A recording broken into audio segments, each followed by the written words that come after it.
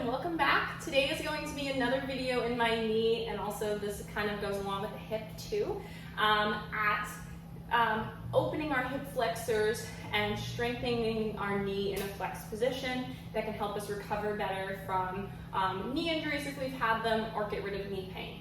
So some things you might want for this one are a pillow, a wall, or something like a couch that you can get up nice and close to it. If it's a couch, it feels really comfy on the legs, so a couch or like a soft box would be great for this. I'm going to be showing you with some blocks. You might start off on this variation. So if you haven't already, try that video that I had previously for the couch stretch. I'm going to pop that somewhere over here. Do that before this, or hold this stretch as a passive stretch before you get into what I'm about to demonstrate. So I'm going to go ahead and bring my blocks. I'm going to be showing you this from the side today. It's a little bit easier to show. I'm going to place my pillow in front to pad my knee.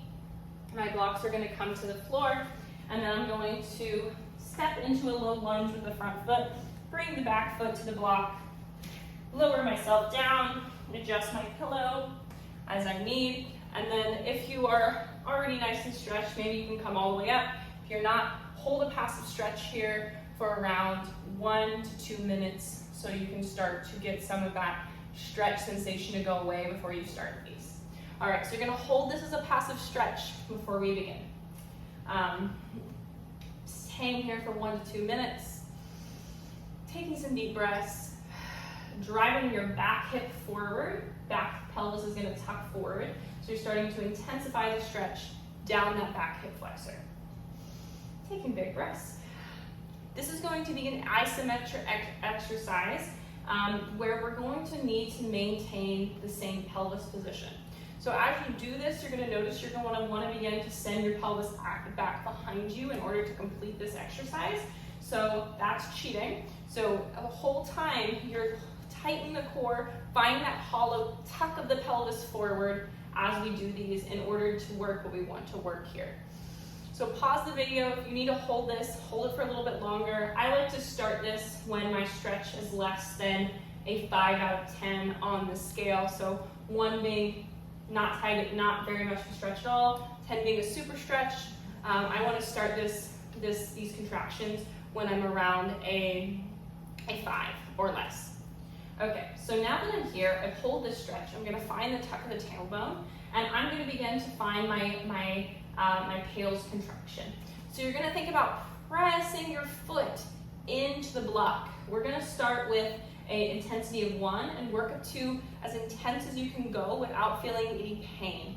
So I'm going to have you hold this from 10 to 15 seconds. If you're brand new to this, I would start around 5, or if you are recovering recently from a knee injury, let's start around 5 to 10 and then work up to 15 or more seconds over time.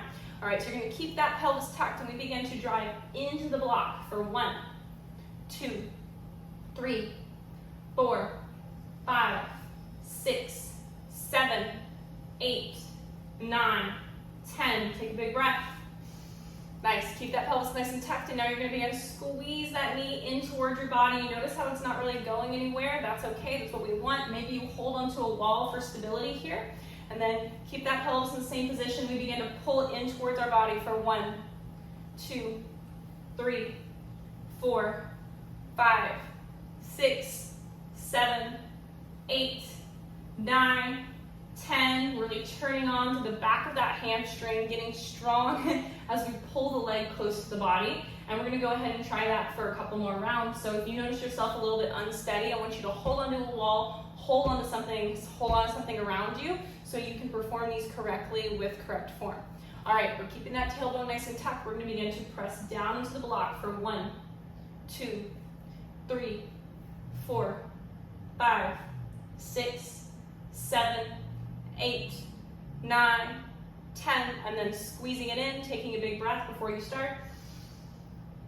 And then you're going to squeeze it in towards the body for 1, 2, keeping that hip tuck, 3, 4, 5, 6, 7, 8, 9, 10. Nice. So you're going to go ahead and repeat this for 3 rounds on both sides. 3 rounds of 10 seconds, or ideally, maybe you could do a couple more rounds, but ideally we want to work towards 30 seconds of the contraction, the PAILs contraction, which is progressive, pressing into the block, and then 30 seconds of the rails contraction, pulling into the body. As you're doing these, you might notice some cramps. If you can, breathe through the cramps, breathe into your nose, let your body know it's going to be calm and okay through your breath, taking deep breaths. If you need to, of course, stop, take a break, and then head back into it. Remember that muscle cramps are a good sign. That means we're getting things to work that haven't in a while. And this is really common, especially as we recover from an injury or we're trying to improve our mobility. You are normal. This is normal. It's happened to me more times than I can count. Let me know what you think or you thought of this video today in the comments. Let me know if you're also working on your hip and knee flexibility. And yeah, I would love to hear from you. Happy moving.